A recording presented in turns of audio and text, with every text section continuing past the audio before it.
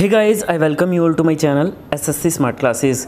देखिए, आज मैं आप लोगों के लिए एक गुड न्यूज़ नहीं, एक बैड न्यूज़ लेके आया हूँ। एक तरीके से बैड न्यूज़, मैं इसको बैड न्यूज़ ही कंसीडर करूँगा।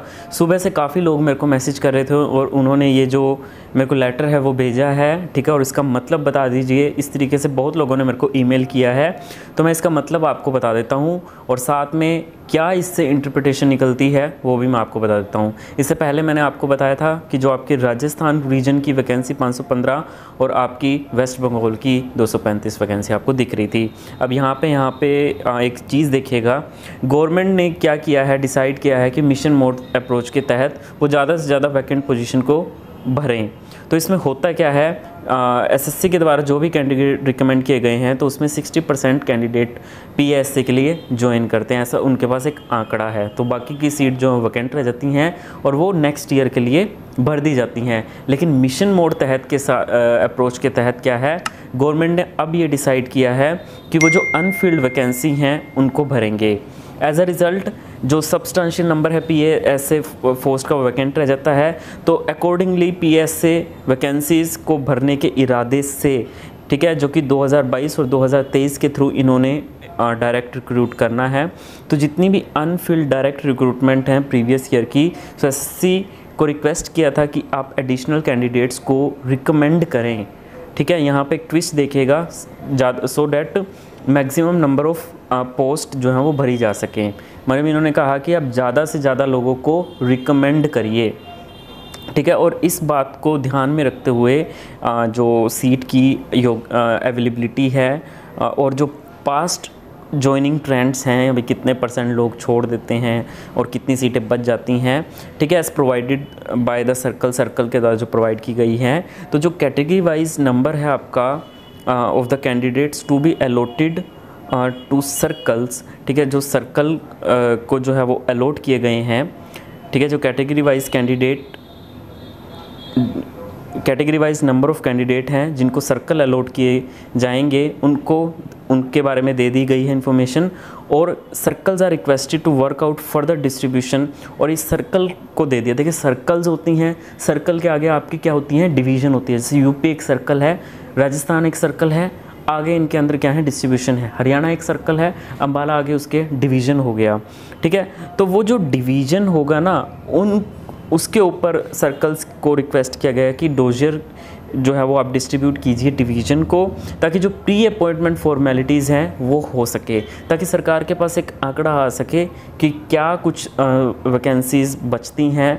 तो यहाँ पे इन्होंने एक चीज़ कर दी है, यहाँ पे अपॉइंटमेंट प्रोसेस को कंप्लीट करने के बाद अगर number of candidate joint exceed कर जाते हैं, तब तो वो एक अतिरिक्त पोस्ट निकाल देंगे या कुछ एडजस्टमेंट करेंगे, ठीक है, जब तक ये वैकेंट पोस्ट अवेलेबल रहेगी, which shall be till the time vacant post is available, ठीक है। तो यहाँ पे देखिए, it may be noted that requirement of sub numerary post, मतलब एक अतिरिक्त post shall be consider for the circle. मतलब यहाँ पे क्या है, सबसे मेन ट्विस्ट इसी लाइन में है कि आपका एक सर्कल को वो कंसीडर करेंगे। मतलब अगर कोई आपका सर्कल जो है वो डोजर फॉरवर्ड करेगा डिपार्टमेंट को, अगर किसी भी डिवीज़न में कोई भी वैकेंसी खाली बच जाती है, ठीक है, तो वो सर्कल में से बोल रहे हैं कि एडजस्टमेंट करेंगे, तो उसको सर्कल की तरह कंसीडर किया जाएगा। मतलब अगर number of candidate joining a circle is well with in the sanction strength, ठीक है, अगर सर्कल के अंदर जो कैंडिडेट ज्वाइन कर रहे हैं सैंक्शन जो है वो सर्कल की अंदर से, लेकिन अगर if in some division number of candidate joining is more, लेकिन अगर किसी डिवीज़न में कैंडिडेट ज़्यादा हैं तो वो जो इंटरनल एडजस्टमेंट है ना सर्कल से, वो कर दी जाएंगी। मतलब जैसे यूपी एक सर्कल है और उसके अंदर अगर किसी डिवीज़न में कैंडिडेट ज़्यादा पड़ जाते हैं, सीटें कम पड़ जाती हैं, तो बाकी जगह से वो सीट्स जो हैं वो ली जा सकती हैं। मतलब बाकी जगह से वो उस सर्कल में सर्कल्स में ही एक्चुअली जो एडजस्टमेंट है वो की जा सकती हैं, और तब उनको एक अतिरिक्त पोस्ट क्रिएट करने की ज़रूरत नहीं है। तो यानी कि इसका सीधा सीधा सा मतलब ये है कि आपकी अगर ये जो पोस्टें हैं 2022 और 2023 के लिए तो भरी जाएंगी, लेकिन अगर जो बच्चे हैं अगर वो पर्याप्त मात्रा में उनको मिलते हैं, अगर बच्चे उनको पर्याप्त मात्रा में मिलते हैं तो ठीक है, लेकिन अगर जितने बचते हैं ना फिर वो 2023 के लिए कंसीडर किए जाएंगे। लेकिन अगर बच्चे इनको पर्याप्त मात्रा में जो है वो यहाँ पे, क्योंकि इन्होंने सैंक्शन स्ट्रेंथ अपनी दे दी है और बच्चे अगर ज़्यादा हुए, ठीक है, अगर पूरे पूरे भरे गए, मैं ये कह दूँ वैसे तो खाली जाती हैं, बट अगर बच्चे पूरे पूरे भरे गए तो आपकी ये 2023 में वैकेंसीज नहीं आने की उम्मीद है। मैं एक RTI दिखा देता हूँ। अब यहाँ पे RTI लगाया गया था भाई, वही लेटर है ये। Government has decided to fill vacant post on mission mode approach accordingly with the view to fill up PAS vacancies embarked for direct recruitment for the 2022 and 2023 vacancy years and Anfield direct recruitment. तो जो आपकी PAS की vacancy है 2023 के लिए, जो candidates थे वो आपके candidate for PAS vacancy for CGL 2023 पर ऑलरेडी रिक्रूटेड।